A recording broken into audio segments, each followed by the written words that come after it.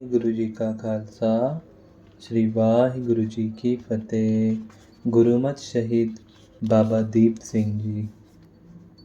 तीसरे पड़ाव में मन कर्म द्वारा निज घर की प्राप्ति। प्रभात काल को संभालते हुए गुरु सिख खालसा स्नान आदि करके गुरु जी की शरण में उपस्थित हुई है। गुरु जी से हुक्मनामा प्राप्त करके मन में भव सागर पार करके हरिद्वार अमृतसर तक पहुंचने के लिए काल की अदृष्ट सेना के साथ मुकाबला की तैयारी की है। गुरु सिख खालसा के उजावले मुख से वाहेगुरु शब्द का उच्चारण हुआ है। गुरु के जहाज में सवार खालसा फौज ने भवसागर में प्रवेश किया है। अग्नि सागर और भीख सागर पहले ही आज़ाद करवाए होने के कारण खालसा सहज स्वभाव ही शांत सागर की सीमा पर आ उतरा है। समझने योग्य, निज घर अमृतसर के दर्शन के लिए भवसागर में से निकलते हुए अग्नि सागर में माया पुत्र काम और क्रोध की कमांड के तहत और बिखम सागर में लोभ और मोह की कमांड के तहत काल सेना के साथ सिख सुरतियों का मुकाबला है। इस जंगी मैदान में गुरु सिख सुरतियों द्वारा काम, क्रोध, लोभ और मोह के हारने पर इनकी अंदरूनी ताकत समाप्त हो जाती है और यह दूत शांत रहते हैं। इन दूतों के शांत होने सदका गुरु सिख को निज घर से 5 शब्द की बख्शिश मिलती है, जो जीते जी मरने की एक पहचान है। गुरुमति में सचखंड से पंच शब्द की अनहद बख्शिश मिलने पर गुरु सिख चाहे तन द्वारा दुष्टि में मुगल सेना से लड़े, चाहे मन द्वारा दुष्टि में काल सेना से लड़े, हर कदम पर विजय ही विजय है। गुरु शब्द द्वारा एक बार मृत्यु अवस्था से निकला गुरु सिख शीश सहित शरीर का एक एक अंग कटने के बाद भी गुरुद्वारे पर पहुंचने तक लड़ सकता है। गुरु जी का फुरमान है, सब दी मेरे सोई जन पूरा, सतगुरु अखी सुनाए सुरा, काया अंदर अमृतसर साचा, मन पीवे बाई सुबाई है। गुरु शब्द की ओट असरे में गुरु सिख मनोज ने देखा है कि शांत सागर में काल अपनी शस्त्रधारी सेना सहित रास्ता रोक कर खड़ा है। अदृश्य में बाबा दीप सिंह जी के इशारे पर गुरु सिख मनों ने पंचदूत सेना पर आक्रमण किया है। दोनों तरफ से बहुत भयानक युद्ध हुआ है। ताकतवर योद्धाओं की इस लड़ाई में कोई भी पीछे हटने को तैयार नहीं है। शांत सागर से सुख सागर निज घर अमृतसर वाला मार्ग तय करते हुए सिख सेना ने हरि चरणों में अनगिनत शहीदियाँ दी है। दोनों दलों का बहुत भारी नुकसान हुआ है।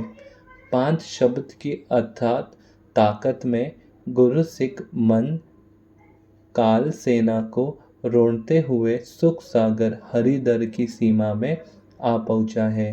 द्वार पर खंडे की ध्वनि सुनकर हुक्म में जंग रोक दी गई है। निर्गुण ने परमात्मा को बताया है कि कुछ सिख मन आपको मिलने के चाव में गुरुमति नियमों के अधीन भवसागर पार कर चुके हैं। काल सेना से युद्ध में शहीदी देते हुए द्वारा धर्मखंड में पहुँचे हैं। प्रदेश से लंबा सफ़र तय करते हुए देश पहुँचे गुरु सिख मनों को मिलने हेतु परमात्मा अपने तखत सचखंड से चलकर तखत धर्मखंड में आया है। गुरु सिख शुद्ध मनों की और मेहर भरी नज़र की है, बधाई दी है। परमात्मा के हुक्म में सचखंड वासी 10 गुरुओं, सारे भगत जनों और गुरुमुखों को अपने पास बुलाया है। मायापुत्र पंचदूत सेना को अपने पास बुलाया है। प्रदेश से आए गुरु सिख खालसा को अपने पास बुलाया है।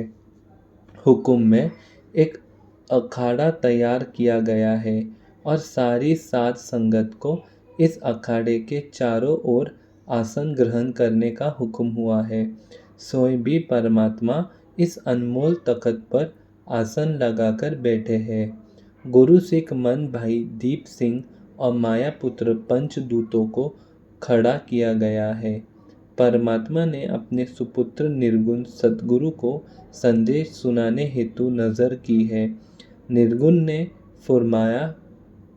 फुरमान किया है, जो तो प्रेम खेलन का चाओ, सिर धर तली गली मेरे आओ।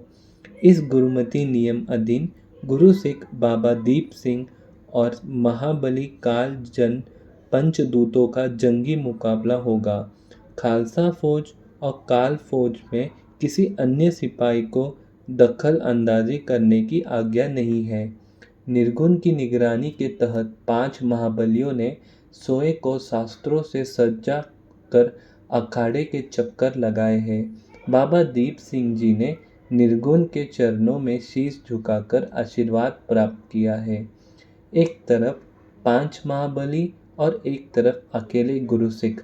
युद्ध शुरू करने की गुरु मर्यादा में नगारे पर चोट कर दी गई है। परमात्मा के चरण दीदार सदका सिंह का मन मुख चढ़ते सूर्य की लाली की तरह चमक रहा है।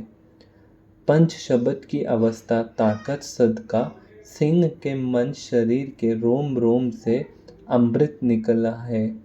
बोले सो निहाल, सत श्री अकाल के जयकारे में दीप सिंह अखाड़े में खड़े की धार पर नाचे हैं।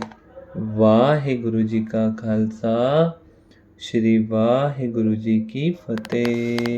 धन बाबा दीप सिंह जी महाराज, धन बाबा दीप सिंह जी महाराज।